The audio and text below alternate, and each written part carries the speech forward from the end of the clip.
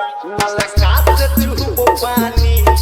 गे छोरी ठोपे ठोपे गे छोरी ठोपे ठोपे नलका से चुहबो पानी गे छोरी ठोपे ठोपे गे छोरी ठोपे ठोपे हरया बचे हमर फिटर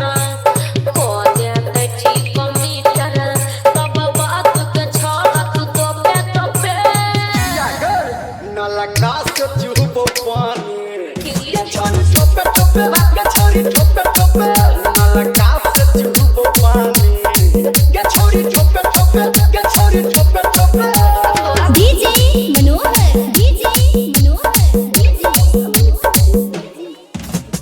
चलो हर पर जलक कियो कर जलक टोल में छै सब खचर छोरा भेलो कोना छोरी एना अच्छे साथ हपरलो पतर तोरा हर पर जलक कियो कर जलक टोल में छै सब खचर छोरा भेलो एना छोरी एना हपरलो जे पतर तोरा हर पर नया तू हल्ला फर कतो पन कल्ला मैया बचे हमरा मैया के छोके सुना नलका से चुहबो पानी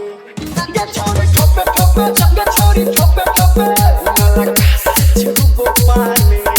गे छोरी ठोपे ठोपे गे छोरी ठोपे ठोपे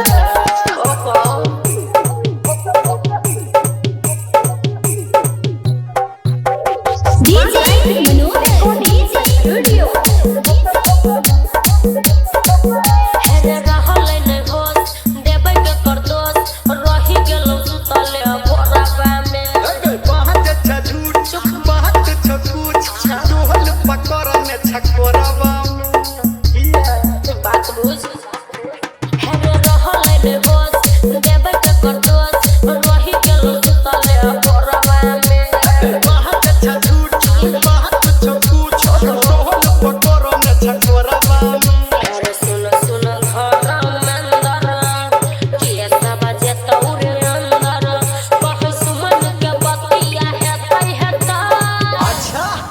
नलका से चुहबो पानी गे छोरी